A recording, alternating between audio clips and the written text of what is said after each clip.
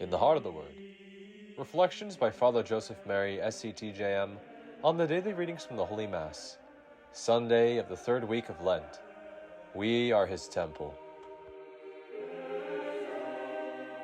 God bless you, dear family. Today in the Heart of the Word, Jesus enters the Temple of Jerusalem and drives out from the temple area the money changers and all those who sold oxen, sheep, and doves for the sacrifices. Jesus proclaims, "Take these out of here and stop making my Father's house into a marketplace." In the sacred scriptures, creation was the first temple, and after the fall, the Lord reestablished his dwelling with humanity in the Ark of Noah, then with the tent of meeting or tabernacle on Mount Sinai.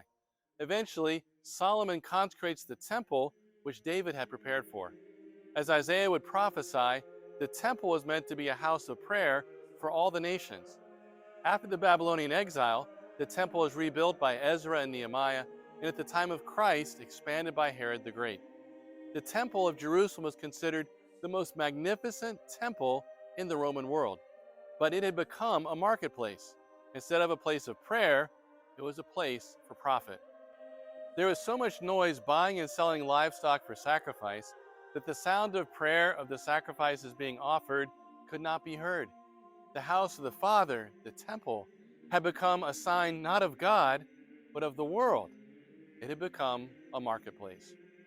In the Gospel, Jesus takes authority in the name of his Father. He is infuriated by sin and indignant with those who have desecrated the temple. In the first letter to the Corinthians, chapter 6, the same letter we hear from in our second reading, St. Paul asks, "Do you not know that you are the temple of God, and that God's Spirit dwells within you?" Then he says, "God will destroy anyone who defiles his temple, for his temple is sacred, and you together are that temple." My brothers and sisters, we are the temple of God. Jesus is zealous for our holiness. His justice cannot tolerate sin, and he does not negotiate with sin. By his death on the cross, he cleanses his temple so that we may belong to the Father.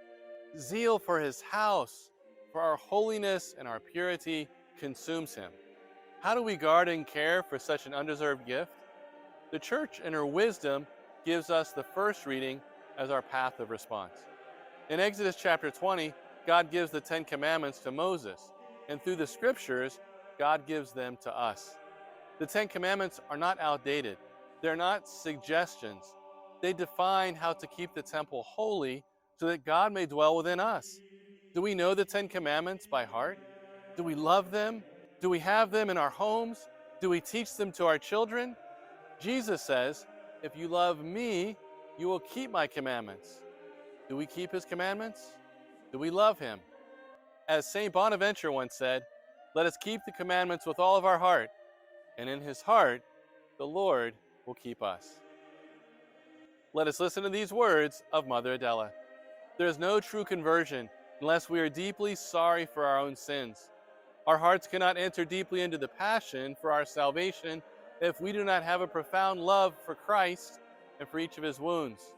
For by his wounds we have been healed, and through his wounds he tells us, "If you love me, keep my commandments." All for the heart of Jesus, through the heart of Mary.